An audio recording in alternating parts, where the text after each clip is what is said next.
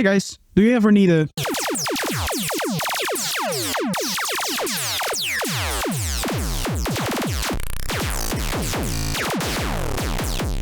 Then this might be the tool for you. Today we're looking at this little Max for Life device over here called Hypersplash. This is a generator of just glitchy sound and all kinds of craziness, as you can hear. It has very few controls, but it is very intuitive. The main controls that we can see over here are gain and the frequency. We have some advanced controls over here which aren't named, so don't know exactly what they're doing. I know that this guy seems to be some kind of length. Like if I turn the chaos back on.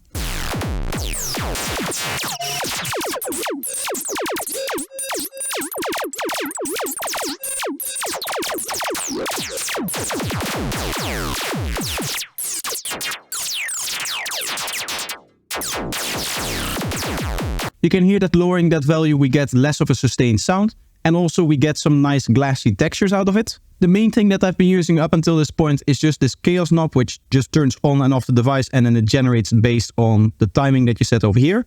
So you can set faster ones, or you can set very slow stuff.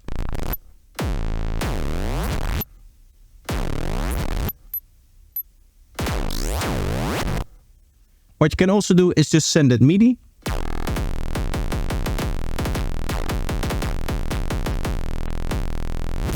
As you can hear though, when you're sending it MIDI, it always seems to play the same sound. So you need to randomize it every time.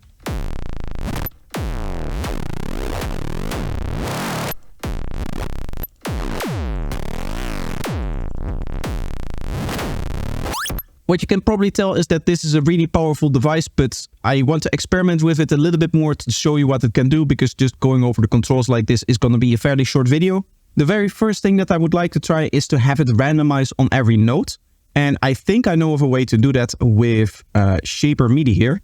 I believe we can put that in front. So if we just create like a very short plug here and we map that to the randomize.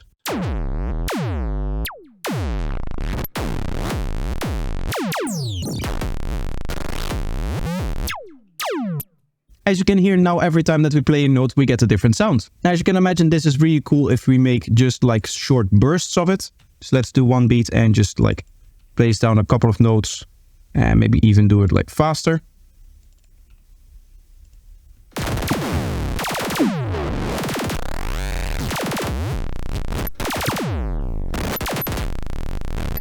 When it comes to the processing on this, I should probably talk about it a little bit. I have the gain set up to 24 dB so that it can go into this clipper and it can get a little bit of extra distortion.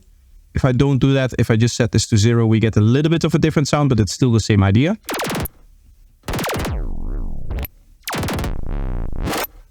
I just want to capture all of the intensity possible out of it. So that is what the saturator is for, as well as the limiter. Now currently, as you can hear, this is a mono effect. So another thing that we could do is just take this whole thing and duplicate it over. So if I duplicate this, we'll get two versions of it. And we can pan one to the left and one to the right. Like so. And I believe we have to reset this to this randomize here.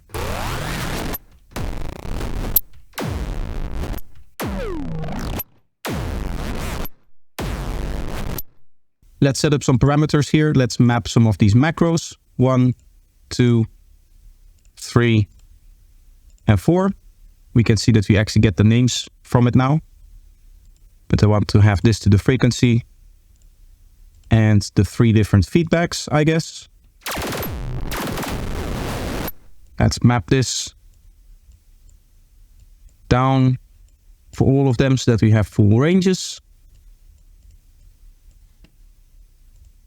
And now randomizing it, we should get different tones out of it.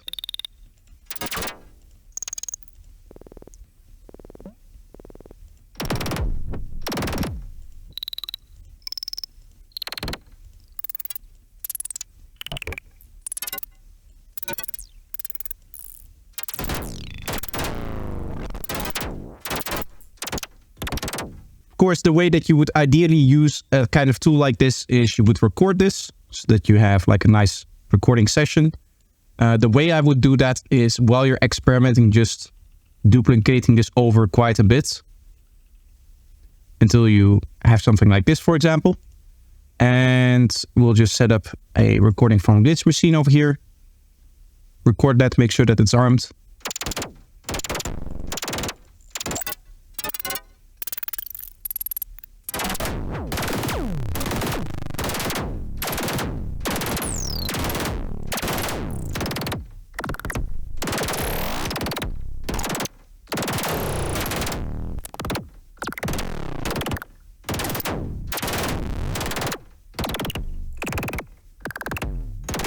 And now you have a file of glitchy sounds that you can get to play with. So taking individual sounds out of this, like a burst like this may be cool to include somewhere in, say, like a fill or something like that. Stuff like this as well. Honestly, if we print this one to mono, this is already an interesting drum sound. So just adding a utility and just setting it to mono should give us a nice drum. Maybe having it fade out towards the end here.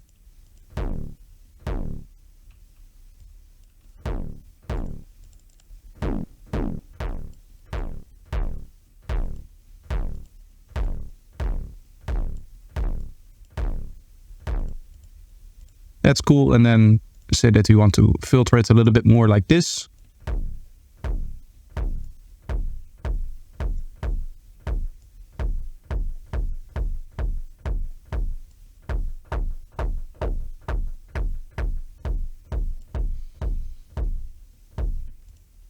Nice bouncy kick drum there, which is something that I would have never come up with myself.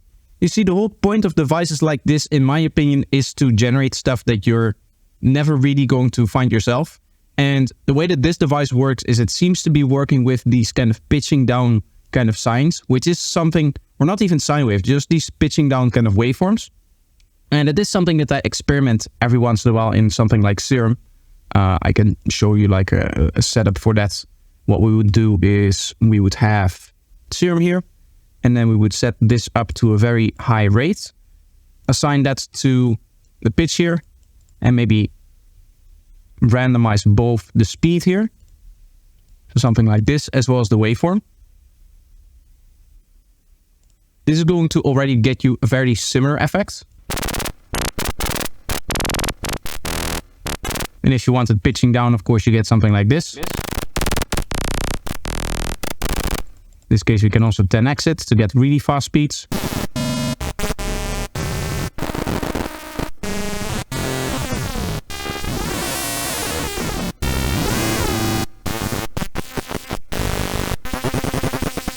But having a device that is just preset and does everything and just gives you the minimum amount of controls that you need to really get some nice variations out of it is really nice. And if I ever need the starting position for some kind of glitchy sound design, or if I'm really lost in my sound design and I just want something new that is generated with a burst of sound, then this is definitely a way that I could do it. And if you want to find out more about this device, Coriolis Lab sent me an affiliate link, so you can use that to check it out. And of course, a small percentage of your purchase, if you decide on purchasing it, will be kicked back to me, which is a nice way to support the channel. Another way to support the channel is to just like, subscribe, and do all of that good stuff. That of course allows me to do what I want to do most, which is make more videos for you guys. So thank you if you do that, and I hope to see you in the next one. Bye bye.